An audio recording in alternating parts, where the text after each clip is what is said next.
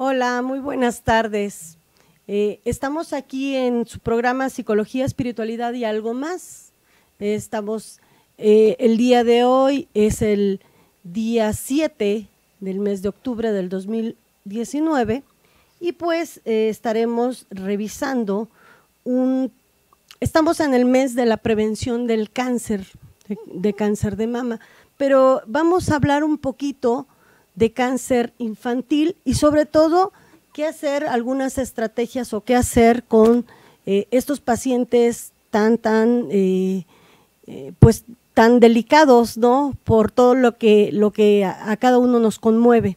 Antes de empezar con el tema, me gustaría presentar a nuestro invitado y que él se presente, por favor.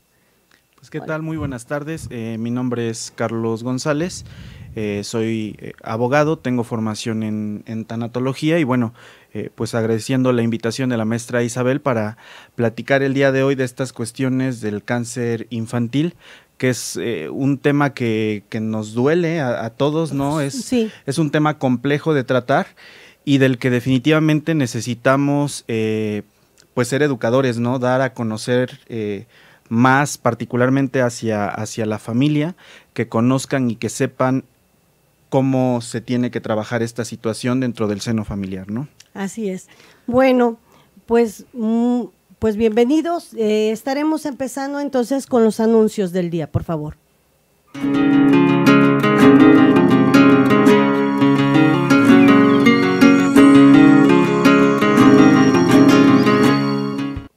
Bueno, pues los estamos invitando al diplomado en tanatología clínica por parte del Instituto Internacional de Ciencias y Humanidades. Este diplomado se tiene programado empezar el 9 de noviembre. Asimismo, estaremos invitándolos acerca de un diplomado, en grafología y en técnicas proyectivas, que está bastante interesante. Se está programado en el día sábado 23 de noviembre, ¿no? Los teléfonos o el teléfono en donde les pueden dar información, 2225 86 88 17, ¿sí? Y estaremos, bueno, estos serían los anuncios. Pasamos, por favor, al pensamiento del día.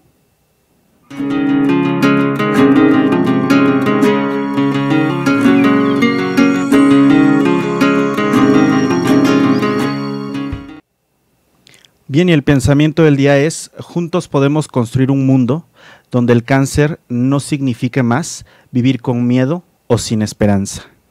Bastante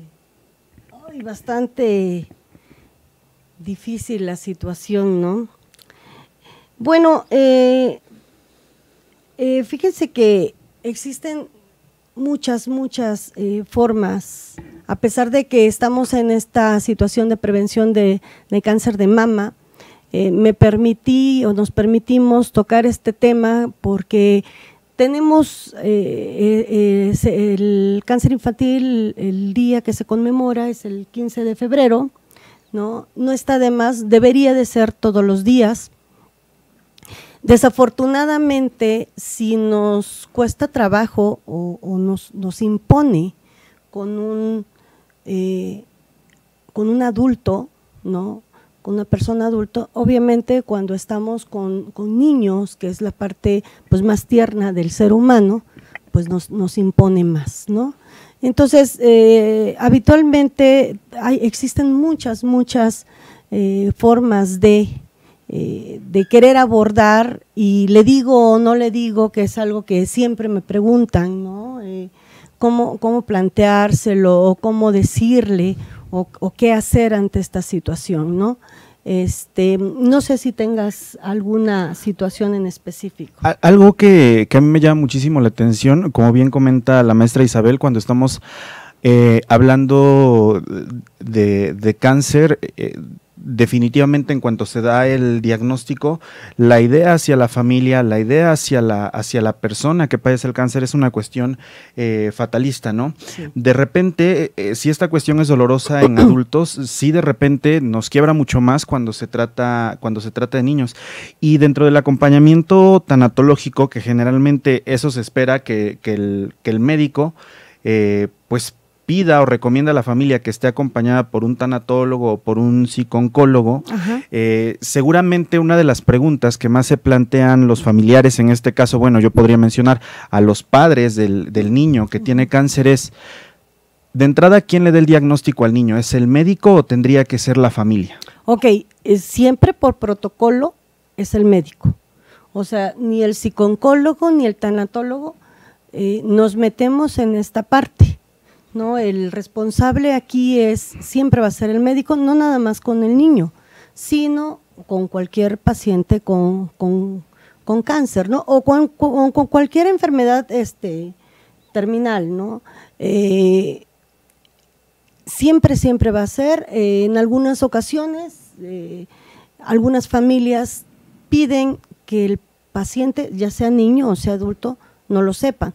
Solamente siempre yo recomiendo que le den la oportunidad al paciente que sepa lo que está pasando, porque él tiene derecho a saber. Es como cuando vamos a cualquier, ¿no? Vas al estomatólogo y tú dices, oye, ¿qué me vas a hacer? ¿Me vas a inyectar? ¿Qué vas a ponerme la fresa? ¿Qué es lo que va a pasar, no? La incertidumbre es algo que pues sí es bastante difícil de manejar, ¿no? Entonces, es uno de los derechos del paciente terminal o cualquier paciente, el saber qué es lo que está pasando, ¿no? Para que yo pueda decidir, porque también el paciente decide si quiere o no quiere, ¿no? Continuar el tratamiento o empezar el tratamiento, ¿no? Y es que en estos casos de repente la familia cree que el niño no se da cuenta, ¿no? O alguna cuestión así. Creo que de los principales errores con los que nos encontramos en tanatología es precisamente no hacer partícipes a los niños de este proceso, ¿no? Porque además el niño lo está viviendo y entonces requerimos precisamente de esta intervención. Así, ¿no? Es que aunque el niño no sepa leer, o sea, si somos adultos y vamos y estamos en un lugar que dice oncólogo y vemos que todo el mundo anda con la boca tapada y vemos que existen ciertas medidas, aunque no me hayan dicho, el paciente lo intuye, algo está pasando porque llevo mucho tiempo en esto y no voy evolucionando, ¿no? El niño lo intuye, no necesita que le digan, no necesita sentarse, sino el mismo niño te dice, ¿sabías que estoy bien enfermito? ¿Y sabías que me van a poner un medicamento que se me va a caer el cabello y que me van a salir algunas bombitas, le dicen, ¿no? en la boca y me duele mi estómago, o muchas de las condiciones que van después, ¿no? Y esto tiene que ver por una situación psicoeducativa, ¿no?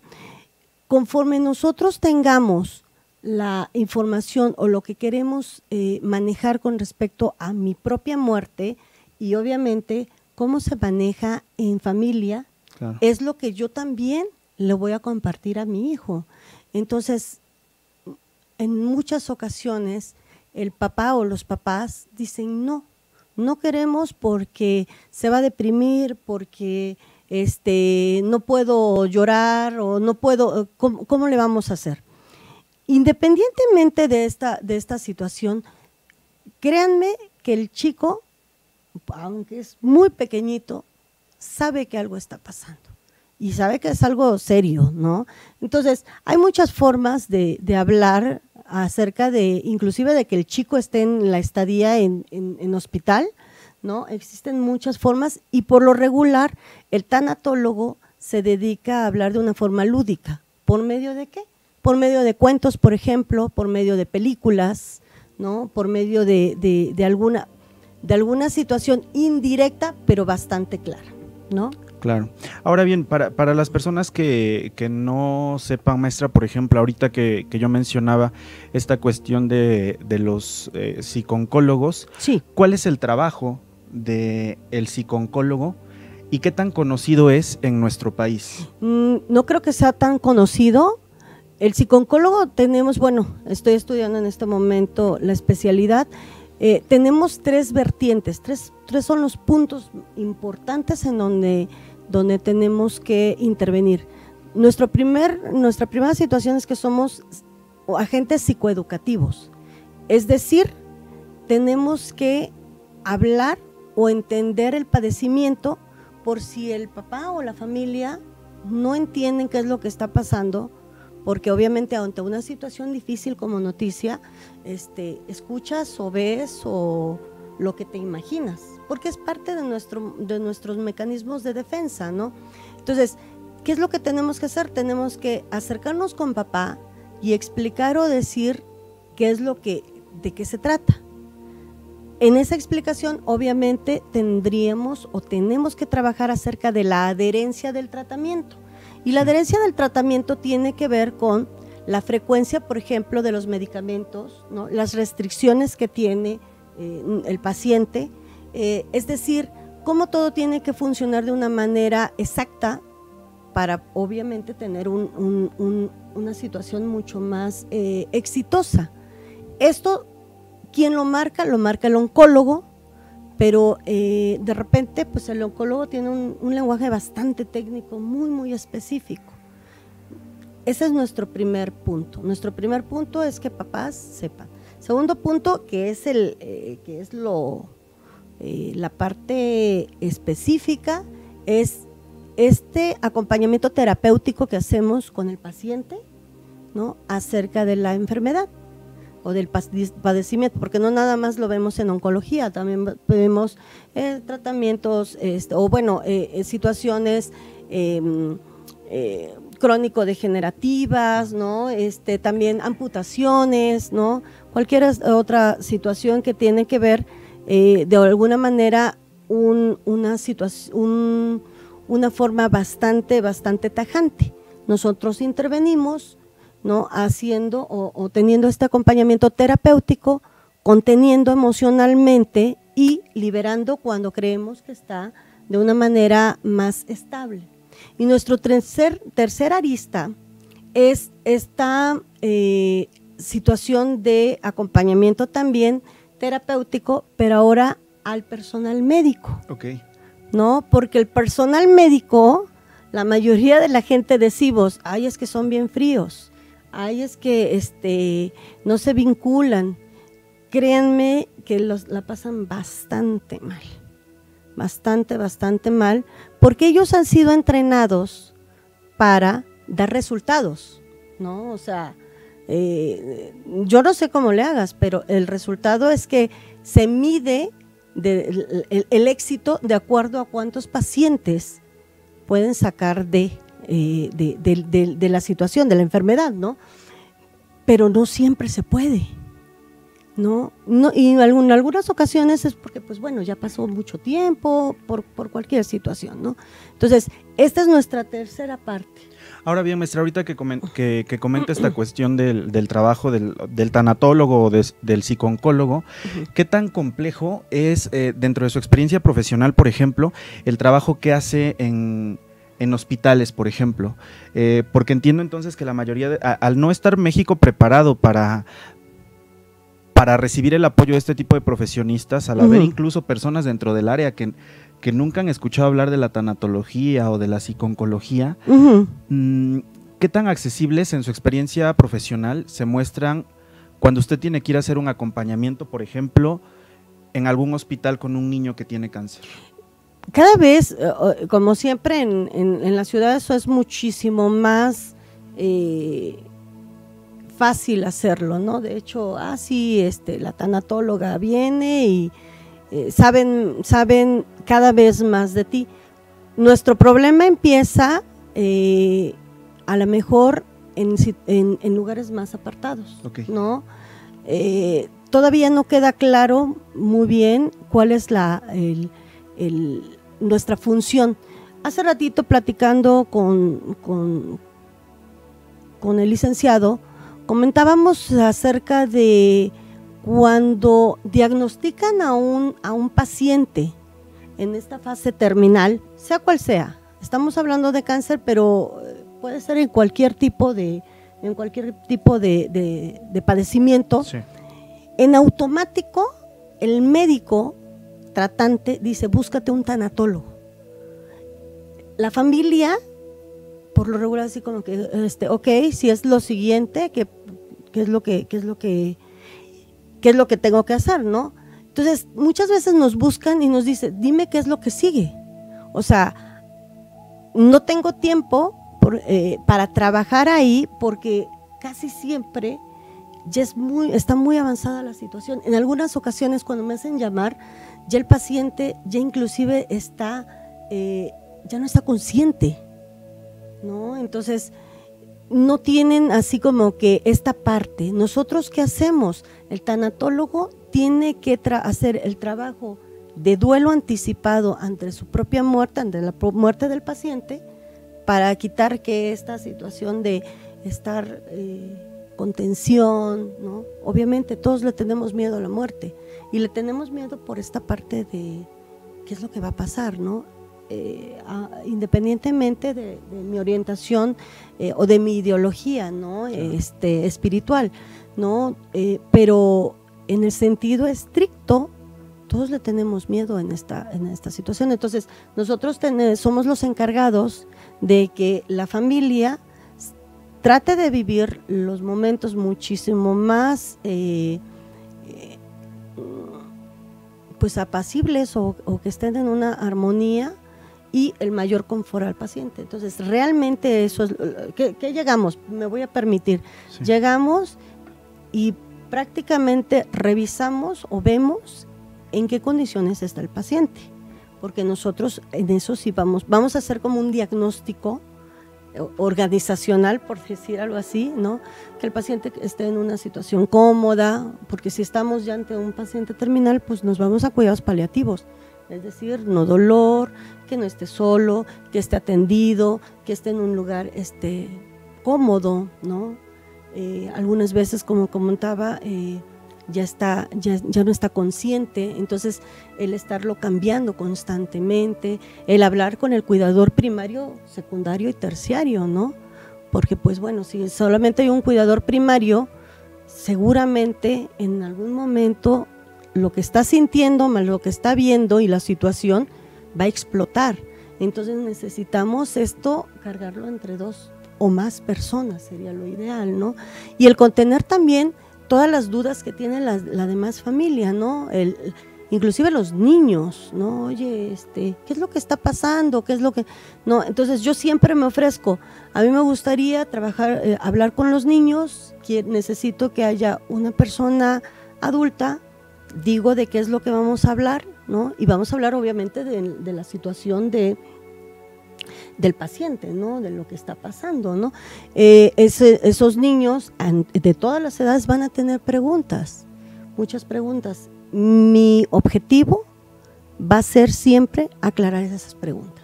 Sí, es precisamente lo que iba a preguntar. Por ejemplo, de repente nos comenta estas esferas de intervención, ¿no? Primero con el paciente, ¿no? El niño que padece cáncer. Y entonces seguramente la familia estará, con la familia me refiero en este caso, papá y mamá están entregados totalmente a cuidar al menor, ¿no? Que está en cama, que a lo mejor ya en este momento pues el cáncer ya está demasiado avanzado. Y entonces, ¿qué pasa con, a lo mejor, por ejemplo, si son 3 hijos y un niñito es quien tiene cáncer, ¿cómo se hace la intervención con los otros 2 hijos, los que sí están en casa? Porque entonces entiendo que seguramente sienten este descuido, ¿no? Sí, porque dentro de toda esta esfera es el dolor por parte de, ya no veo a mi hermanito en casa, está hospitalizado, a lo mejor no me han contado qué es lo que está pasando, pero comienza el niño con la intuición, ¿no? De que algo malo no está, porque seguramente cuando llegan a la casa papás los ven llorando, ven que están muy mal y demás. Entonces, ¿cómo se hace la intervención con los familiares, también niños, ante esta situación de el hermanito tiene cáncer? Cuando eres contratado, haces un familiograma, ¿no? Okay. Esta parte... Vamos a ver quiénes son papá, mamá, hijos y la situación que está pasando. Obviamente la contención primaria o lo principal va a ser precisamente el paciente, ¿no? me voy a ir con los papás porque se vuelven los cuidadores primarios. Los cuidadores, ¿no?, primarios, claro. Y obviamente hay mucha situación ahí de dolor. Pero cuando sabemos que existen más hermanitos, sugerimos esta intervención. Algunas familias nos dicen que no. Ok. Nunca, en mi caso yo nunca violentaré.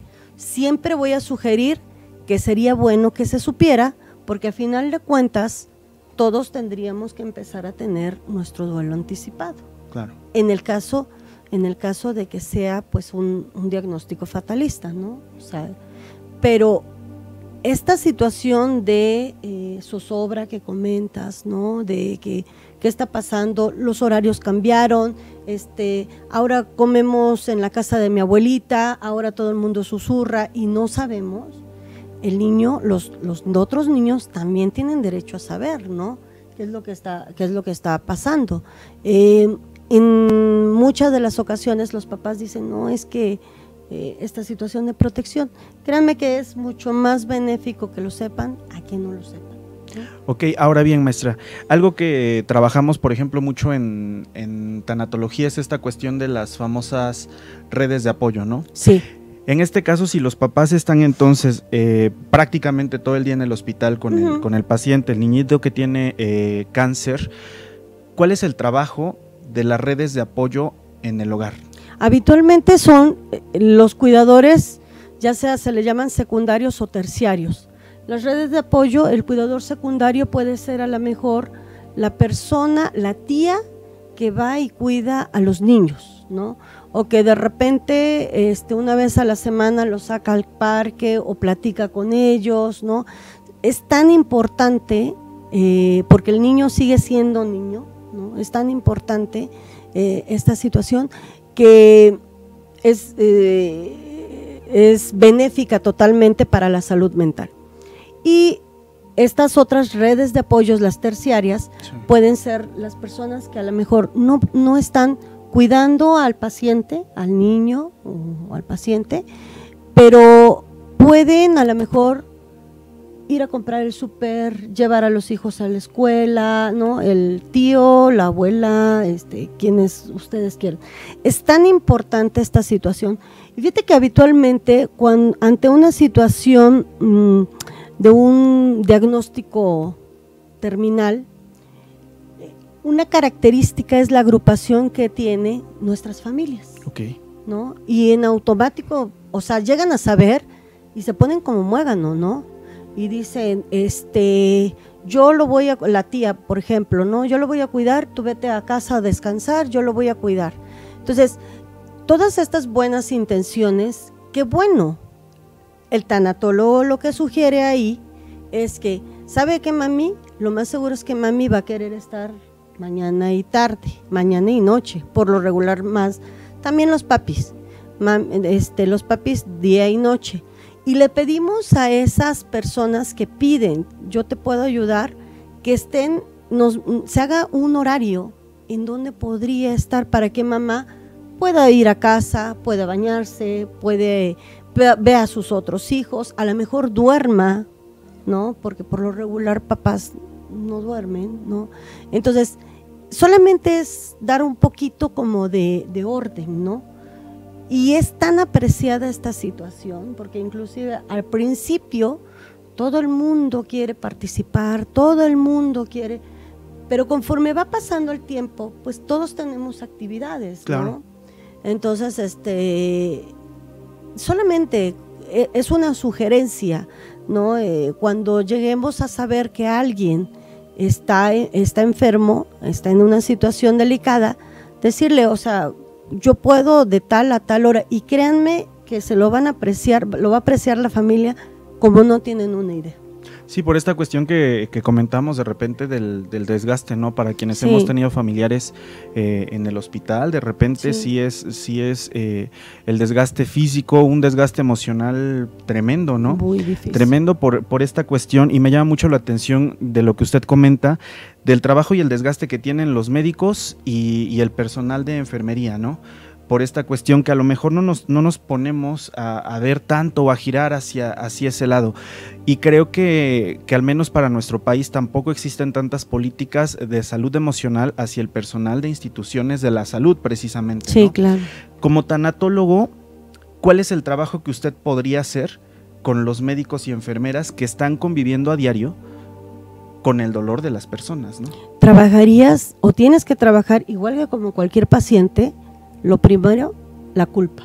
Ok. Porque cuando hace algún tiempo trabajé con chicos de los técnicos en urgencias médicas, ¿no? De Cruz Roja, en donde es sumamente frustrante para ellos llegar a hacer todo el protocolo que se tendría que hacer y el paciente muere, ¿no?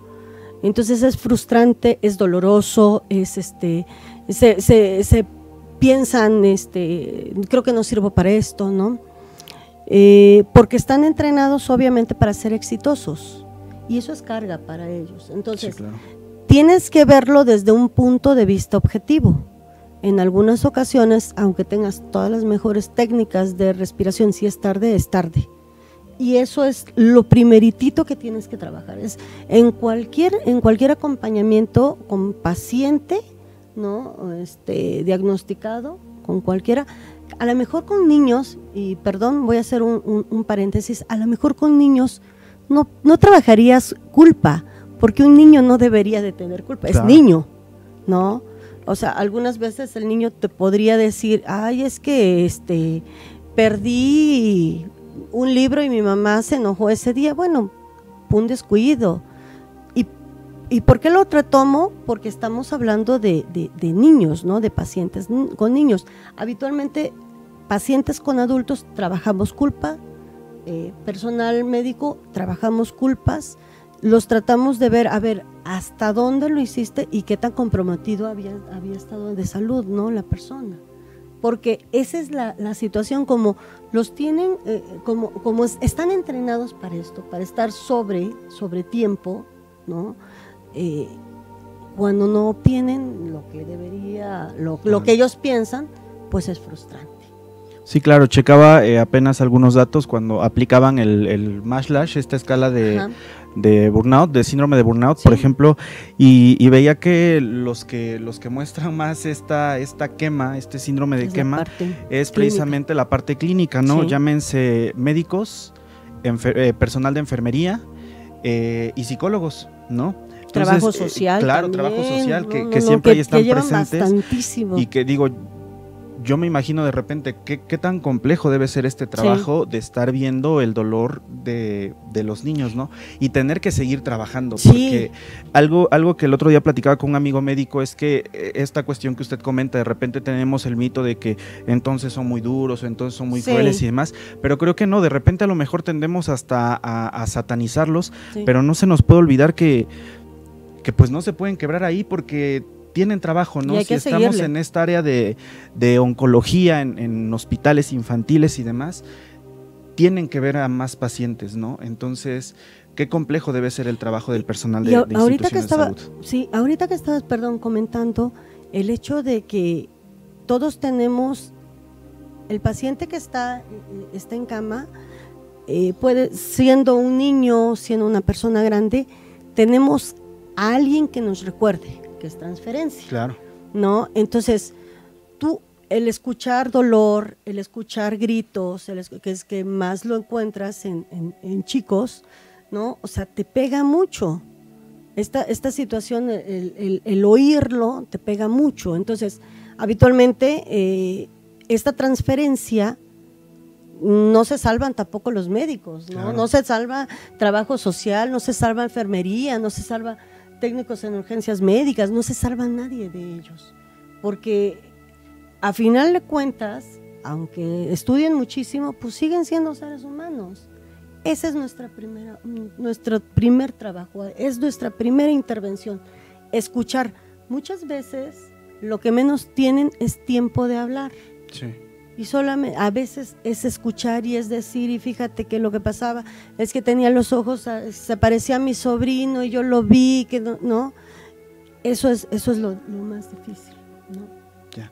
Y en esta cuestión que usted comentaba de hacer también el trabajo de intervención con la familia, en este caso los padres, ¿qué hacemos o cuál es la estrategia, por ejemplo, cuando papá no quiere recibir al tanatólogo? Hablando de esta cuestión de las etapas del duelo y poniendo que es a lo mejor un duelo anticipatorio, que ya se le dio el diagnóstico a papá del cáncer terminal que tiene el pequeño o la pequeña, en este caso, y donde a lo mejor estamos en esta etapa donde el padre de familia está enojado, ¿no? Está enojado con la vida, está enojado con Dios, con los médicos, con ellos mismos. Es muy común que muestren el rechazo hacia el trabajo con el tanatólogo de origen. ¿Y cuál es la estrategia que tenemos que seguir ahí al respecto? Habitualmente somos invitados por una persona de la familia, ¿no? Entonces, mi forma de trabajar es que convoco a una reunión.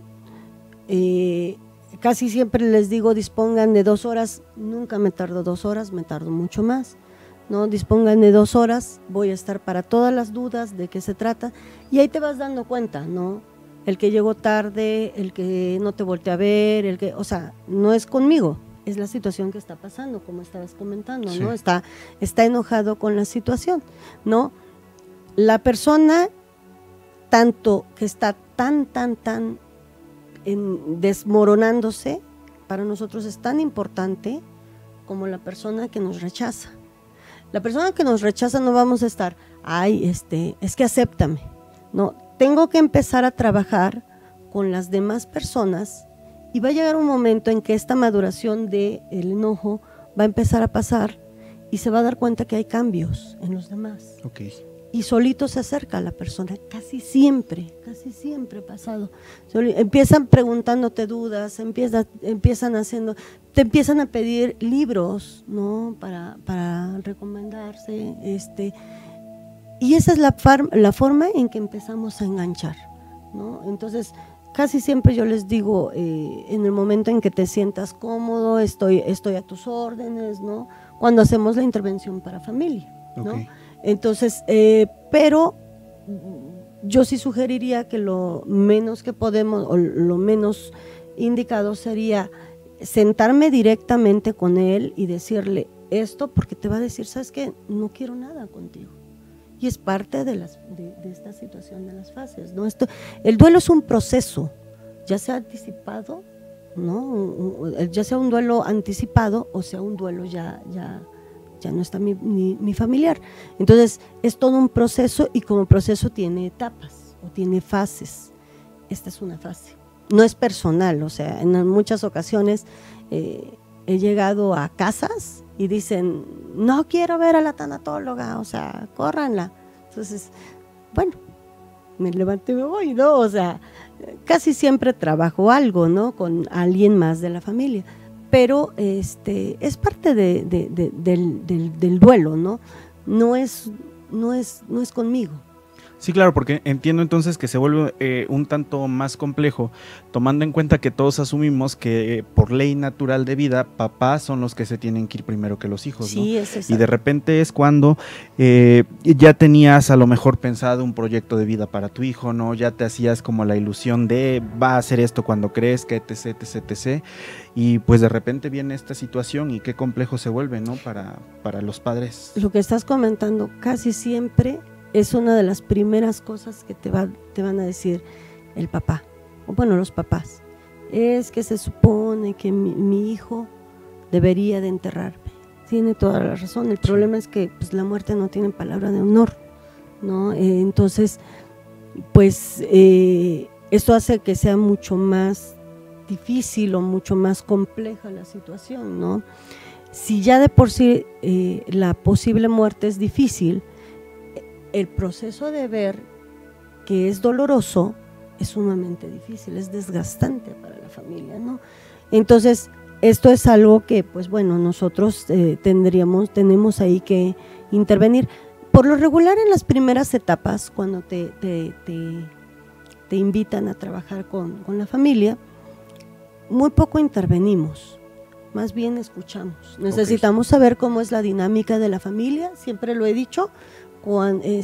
Somos unos invitados a una familia, a una dinámica familiar. O sea, nosotros no estamos para que qué está bien o qué está mal. Mi objetivo es que esta persona pueda elaborar su duelo de una manera sana y que sea tersa. Aguas, no sin dolor. El duelo duele, ¿sí? Claro. Pero yo ahí voy a estar para dar las sugerencias o la intervención de qué es lo que se tendría que hacer. Casi siempre yo trabajo o sea, yo dejo siempre tarea, ¿no? Es algo que yo sugiero, o sea, que lean, que escuchen, que vean películas, porque sí es importante esta situación. Oiga, maestra, ahorita que usted comenta esta cuestión de ser agentes psicoeducativos y demás, ¿hay bibliografía al respecto con la cuestión del acompañamiento en el caso de los psicooncólogos, ¿no? En el caso de esta cuestión del duelo anticipatorio, ¿hay bibliografía al respecto? ¿Hay ¿Con niños? ¿Con niños? Ah, sí, por supuesto. Estaremos subiendo en la página del instituto. Estaremos subiendo precisamente información con respecto a eso. Cuando estamos hablando con niños, hace ratito lo comentábamos, lo más indicado son cuentos, okay, ¿no? Son libros, ¿no? Entre más chiquitos, los cuentos deben de ser más cortitos y con muchas imágenes, okay, ¿no? Hay muchos cuentos y bueno, podremos compartirlos, ¿no? Hay muchos cuentos con respecto, hay uno que a mí me encanta, que la mayoría de la gente dice que es cruel, se llama El pato y la muerte. No sé si… No. O El pato y la muerte es un pato que de repente se le acerca a la muerte y está con él durante los últimos 2 semanas. Hasta que se vuelve a su amigo, ¿no? Y hasta que en alguna ocasión, pues, el pato dice, tengo frío. Entonces la muerte lo acoge y es cuando descansa.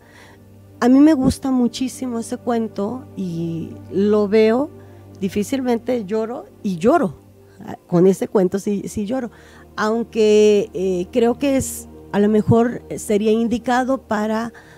chicos entre los 12 años para adelante, que es cuando ya el chico ya tiene bastante introyectado que la muerte es un estado permanente. Okay. Más pequeños lo ven como una situación de que, pues como Bob Esponja, ¿no? Se cae de fondo bikini, se levanta y sigue. O sea, no lo ven como un estado permanente, lo asocian a fantasmas, lo asocian a microbios, lo asocian, ¿no? Lo asocian a viejitos, ¿no? Entonces, cuando están más chiquitos. Entonces, existen muchos libros y con muchísimo gusto por parte de, si se conectan a la página del instituto, ¿no? Podríamos compartir unos libros ahí para que tengan, ¿no? Como que no es necesario que sea en un paciente terminal. Yo pediría, siempre digo, somos agentes psicoeducativos todos, claro, tanatólogos o no. Entonces, sería una buena opción de sentarnos y de reflexionar con nuestros hijos. Es bueno que lo veamos nosotros como adultos, ¿no? Y veamos primero de qué se trata y después sentarnos con nuestro hijo y nosotros explicarlos desde mi propio objetivo como familia, qué es lo que le quiero decir a mi hijo, ¿no?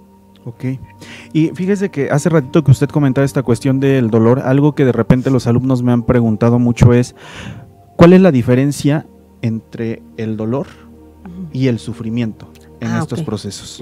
Ok, el dolor está asociado a es cuantificable, okay, porque está asociado, de hecho existe una especialidad en la medicina que es la medicina del dolor, okay, ¿no? Que es parte de cuidados paliativos y es en donde el paciente no debe de tener ninguna situación de incomodidad, ¿no? Entonces el dolor es cuantificable, es medible, se puede abatir con medicamento, sí.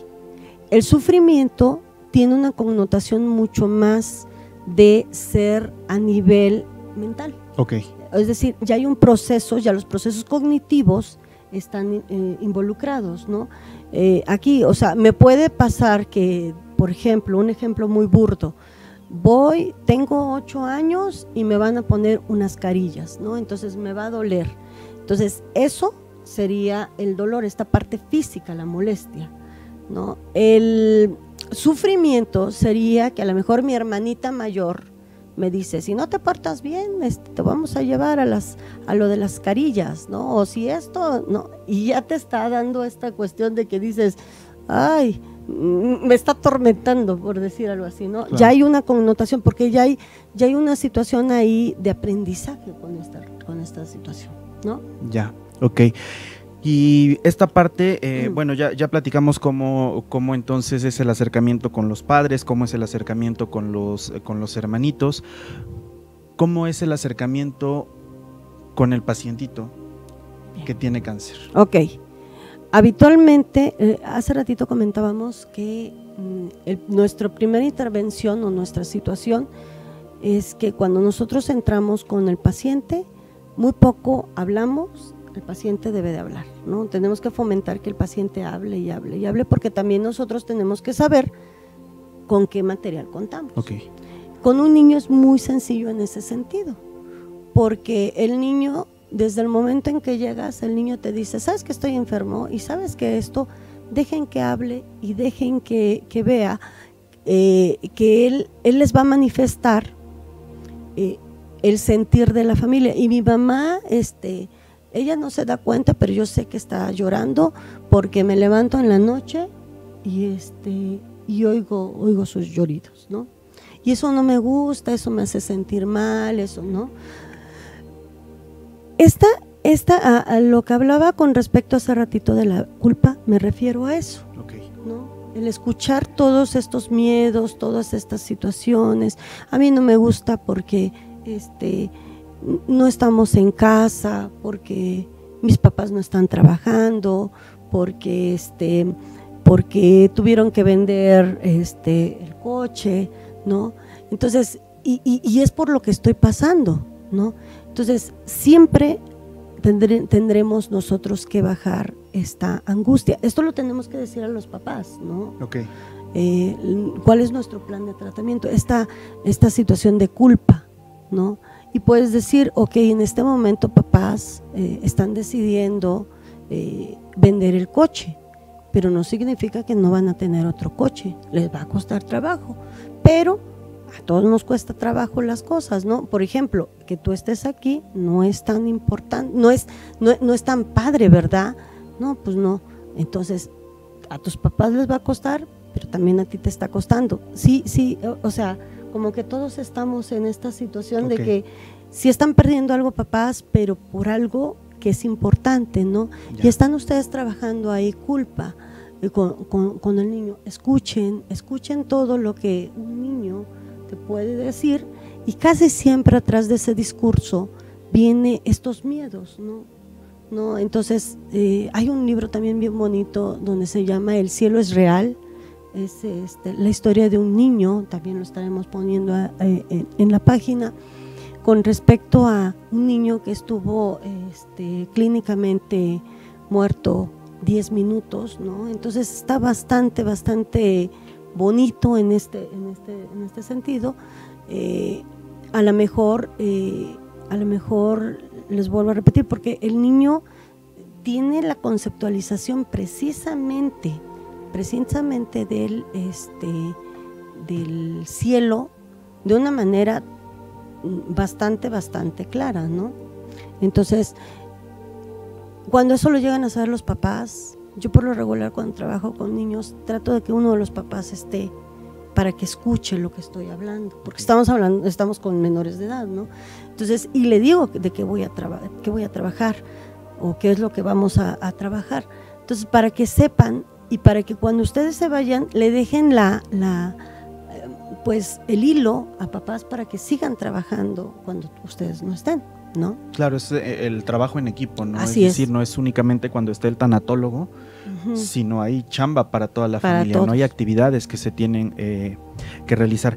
El otro día alguien preguntaba, las sesiones trabajando con el niño, ¿De cuánto tiempo son aproximadamente? Entiendo que depende también de la situación o de qué tan avanzado esté el cáncer, ¿no? En el menor. A veces te echas hasta 2 horas, a veces de repente dices, ya no quiero trabajar, o sea, vamos a jugar.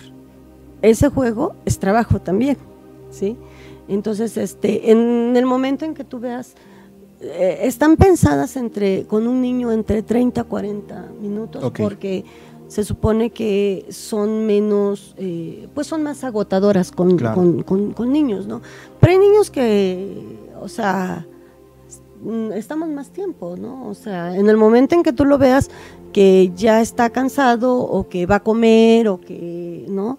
Ese es el momento, ¿no? Ok, bien, nos está ganando un poquito el tiempo, tenemos unos 10 minutillos y nos surgen también algunas dudas que preguntaban. Una vez que hablábamos al inicio de un cáncer terminal en el niño, ¿no? Uh-huh. Una vez que el menor fallece, por ejemplo, okay, se hace un acompañamiento posterior a esta muerte, ¿no? Sí. En el caso de los hermanitos pequeñitos de los que hablábamos hace rato, ¿qué estaría prohibido decirles ante una muerte? ¿Cómo no se les tiene que decir? Sería, es una sugerencia, sí, no mía, o sea, en todos los libros de tanatología o en la mayoría de los libros de tanatología se le dice, somos agentes psicoeducativos, ¿no? Y sugerimos o se sugiere que no se le diga se fue al cielo, ok, ¿no? Ya sea mi hermanito o mi abuelito, quien sea. No se sugiere que diga se fue de viaje, Dios necesitaba un ángel, todas estas eufemismos, ¿no? Sí. O sea, tratar de es una estrella más, eso, porque hace ratito comentábamos, el niño entre más chiquito su pensamiento es literal, y si a mí me dicen es que se fue al cielo, yo en automático, o sea, de hecho los niños se voltean a ver, ¿y dónde está? ¿No? Okay.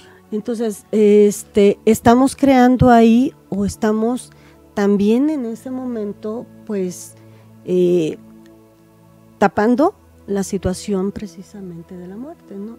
Entonces, lo ideal sería que ese niño, ya después, como estabas comentando, en este proceso de velorio, que efectivamente también participe, ¿no? Okay. Entonces sí se recomienda que los hermanitos participen, sí, en todos los dependiendo de la religión que sea, sí, ¿no? Pero digo, en todas tenemos algún tipo de ritual, ¿no? Y muchas veces en la cuestión del motivo de consulta la gente llega y te dice, es que no sé si los otros hijos van a participar, no sé si deban ir. ¿Qué sugiere? Dice, okay, ¿no? Ajá. Entonces los rituales, sí, claro, los okay, rituales que comentas que hay en todas las religiones, para eso es. Estos rituales tienen el fin de que el paciente pueda entender o pueda elaborar su duelo, okay, o empezar a elaborar su duelo, porque muchas veces muere mi familiar y pues ando haciendo cualquier otras cosas, cuestiones no legales, todo lo que ustedes quieran, y pues no han tenido tiempo. De hecho, ellos te dicen, parece irreal esto, o sea, parece que estoy durmiendo, ¿no? Ojalá que me despierte, que todo sea un sueño. Entonces, lo ideal sería sí compartirlo, sí decir de qué se trata. Ya aquí sugeriría, porque me ha pasado con familias en donde hay familias que comentan, es que se debe de despedir de el familiar, ¿no? Aquí sí les voy a dar una sugerencia con todo lo responsable que soy.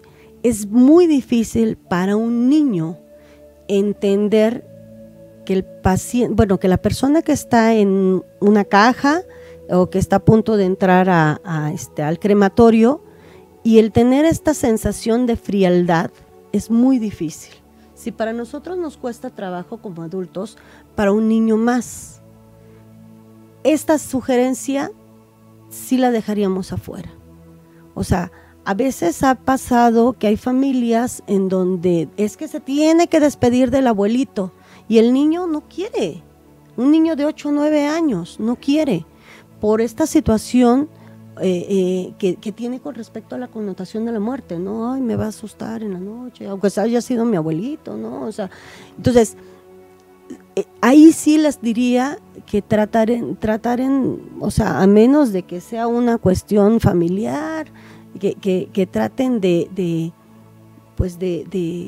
tener un poquito de no involucrarlo tanto, ¿no? Es muy difícil acercarse a una personita o un cuerpo y tocarlo frío. Es bien impactante. Precisamente este fin de semana platicaba con mis alumnos de criminología, les estoy explicando fenómenos cadavéricos tempranos y ellos me comentaban, varios de ellos platicaban como sus experiencias y decían, es que cuando se murió el tío, cuando se murió el primo, cuando se murió abuelito, cuando se murió mi hermanito, me obligaron a darle un beso y yo no quería, y es el recuerdo que traigo hasta ahorita y que viene arrastrando un montón de cosas, ¿no? Entonces, de repente sí se contraponen estos errores, si me lo permiten decir, en los familiares de o te oculto la información creyendo que no te vas a dar cuenta de lo que está ocurriendo, o te estoy forzando a que des más de lo que estás preparado en este momento para hacer, ¿no? De hecho, podría ser hasta un tema que podríamos, ¿por qué no? ¿No? ¿Por qué no se recomienda esta situación y todo lo que lleva más adelante? Seguramente le tendré cada vez más, dependiendo de la edad que tenga, claro, le tendré más temor a la muerte. Seguramente tendré ahí bastantes más dudas. Y la intención aquí, lo que hace el tanatólogo, el psicooncólogo, es tratar de que haya una despedida lo más tersa posible, ¿no? No tiene que haberlo, sí lo tiene que haber, ¿no? Ok, bueno, ya resumiendo, maestra, para hacer el cierre, en el duelo, en el acompañamiento, tanatológico posterior a la pérdida, ¿cuáles son los puntos fundamentales que el tanatólogo debe trabajar con la familia? Esta situación de, volvemos a la culpa, okay, ¿no? Esta cuestión, escuchar todas las veces que quiera hablar la familia o el familiar sobreviviente con respecto a es que la última vez pasó, ¿no? Y te dicen el discurso exactamente igual. Es parte de tratar de bajar la angustia. No interrumpamos, escuchemos lo que tengan que decir, aunque me lo haya dicho ya muchas veces, ¿no? Y tratar también, por último, tratar de respetar lo que cada uno cree o siente que está pasando con su familiar. O sea, no decirle a la abuelita, abuelita, es que no existe eso lo que estás diciendo. Y la abuelita, es que no sé qué es parte del proceso, ¿no? A lo mejor más adelante podremos aclarar algunas ideas, ¿sí? Pero en ese momento no. Es decir, tenemos que ser bien cuidadosos con esta situación bastante íntima, ¿no? Claro. Sería conveniente a lo mejor en algún otro programa platicar de esta cuestión de los rituales terapéuticos, ¿no? Posterior a la pérdida. Eso está muy padre. Sí. Si quieren, si tienen alguna sugerencia de tema en tanatología, déjenoslos y con muchísimo gusto lo armamos, porque estamos a punto de terminar, como siempre. el tiempo apremia, ¿no? Sí. Pues solamente te quiero dar las gracias por habernos visitado, por estar en el programa y pues por haber participado en este tema tan rico, tan amplio y tan delicado. No, pues a usted muchísimas gracias, es un gusto como siempre aprender y bueno, recordar lo que la maestra Isabel comentaba, de estar compartiendo libros sobre tanatología, sobre psicooncología en la página que nos comentaba al principio del programa en Facebook, es Instituto Internacional de Ciencias y Humanidades. Si gustan darle ahí un like para que comiencen a checar toda la información, porque como bien comenta la maestra Isabel, pues tenemos que ser todos agentes psicoeducativos, ¿no? El hablar de la muerte, insisto, tendría que ser un tema que en México sigue siendo tabú, del que todos o la mayoría de personas intenta huir, pero que todos en algún momento vamos a requerir de estos conocimientos, porque a final de cuentas todos vamos a llegar a este proceso. Así ¿no? es, aunque no nos dediquemos a eso, por lo menos una vez nos vamos a dedicar a nuestra propia muerte. Les agradecemos infinitamente que nos hayan acompañado. Estaremos aquí el próximo lunes, Dios mediante. Muchas gracias, buenas tardes.